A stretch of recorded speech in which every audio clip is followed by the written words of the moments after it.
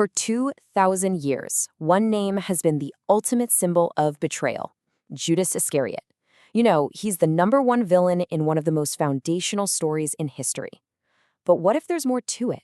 What if the story we all think we know isn't the whole story? I mean, really think about that for a second. What if the man we see as the ultimate backstabber was actually a key player, maybe even a necessary piece in a pre-written divine script? This one question changes everything, and it's the very heart of the Judas paradox. So, first things first, let's establish the story that we're all familiar with, the traditional portrait of Judas, the one painted in the well-known Gospels. Now, Judas wasn't some outsider. He was deep in the inner circle, one of the 12 apostles chosen by Jesus himself. He even had a position of trust as the group's treasurer. He handled their money. He was one of the guys, right up until he wasn't. And this is the act that has defined him for centuries, a betrayal that kicked off a chain reaction of events that would literally change the course of the world. But the real story, the mystery, it all begins when we start to ask a simple question: why? Because once you look past the betrayal itself, the motive becomes incredibly murky. It all starts with a number. And this number is just infamous: 30. The price of the betrayal. And here's the context you absolutely need to know. This wasn't a king's ransom. It wasn't a fortune. It was the going rate for a slave. This one fact has fueled the most common theory for centuries: simple, earthly greed. But here's where that simple theory just starts to fall apart.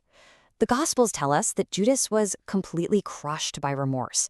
He supposedly threw the money back at the priests, and then, according to Matthew's account, took his own life. Now, that is not the behavior of a cold, calculating criminal who just got his payday. So this leaves us with two main human-level theories. You have the greed theory, which is simple, but it's contradicted by his regret. Then there's the zealot theory, the idea that Judas was a political revolutionary who was trying to force Jesus into starting a huge rebellion against Rome, and when Jesus didn't, Judas was overcome with despair. It's a plausible idea, for sure, but it's still just a theory. But what if his motive wasn't human at all? What if Judas was just playing a part he was always meant to play? This is where the story takes a huge turn.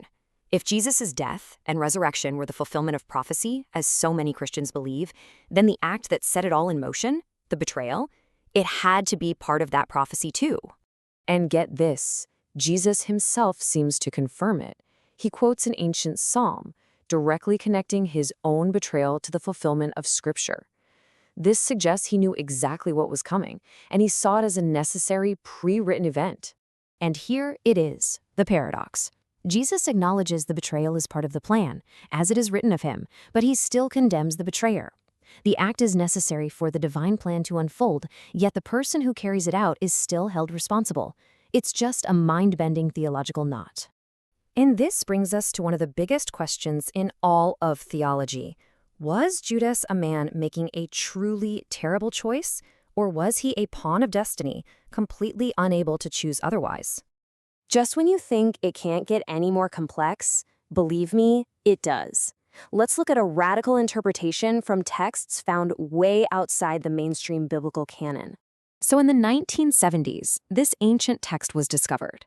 And when it was finally translated in the early 2000s, it sent absolute shockwaves through the theological world. It was called the Gospel of Judas. This text flips the entire narrative on its head. I mean, completely upside down. In this version, Judas isn't a villain. He's Jesus' most enlightened disciple. He's the only one who truly gets that Jesus' spirit needs to be liberated from its physical body. So Jesus asks Judas to betray him, making the betrayal an act of supreme loyalty and obedience. In this story, Judas is the hero. Okay, so we have the villain, the pawn, and the hero. But regardless of which version you lean towards, one thing is absolutely undeniable. Judas is central to the entire story.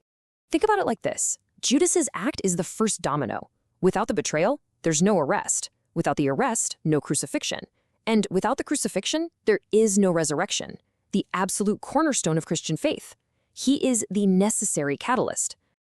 And this is the ultimate paradox of the story, isn't it?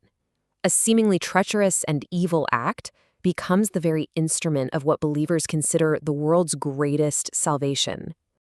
And that's why Judas remains such a fascinating figure. His story forces us to grapple with the biggest questions we have. Do we actually have free will, or is our path already determined?